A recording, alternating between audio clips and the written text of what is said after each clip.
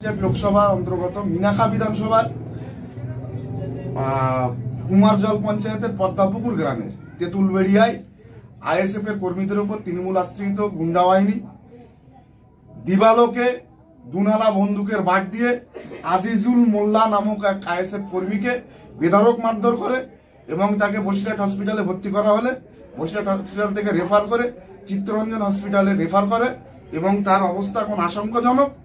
আমরা আইএসএফ এর পক্ষ থেকে এই অত্যাচার তৃণমূল আশ্রিত গুন্ডা বাহিনীর এই অত্যাচারকে আমরা ধিক্কার জানাচ্ছি। অবিলম্বে প্রশাসনকে অনুরোধ করব, মিনাখা থানার যিনি প্রশাসন বড়বাবু আছেন, সাথে সাথে বসিরহাট এসপি যিনি আছেন তেনাকে অনুরোধ করব অবিলম্বে দুষ্কৃতীদের চিহ্নিত করে দুষ্কৃতীদের নামও আমরা থানায় দিয়ে এসছি। প্রকাশ্য দিবালোকে মেরেছে, অবিলম্বে দুষ্কৃতীদেরকে গ্রেপ্তার করা হোক, নইলে আগামী দিনে আমরা বৃহত্তর আন্দোলন করব।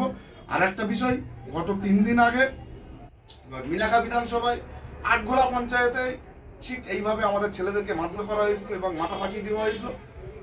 দিনের পর দিন যেভাবে আইএসএফ এর ছেলেদের উপরে বিশেষ করে মিনাখা সহ বিভিন্ন জায়গায় যেভাবে অত্যাচার করছে তার জন্য আমরা ধিক্কার জানাচ্ছি। অবিলম্বে প্রশাসনকে আমরা এটা নজরে আনার জন্য অনুরোধ করছি। প্রশাসন অবিলম্বে যেন গ্রেপ্তার করে এবং উপযুক্ত শাস্তি দেয়।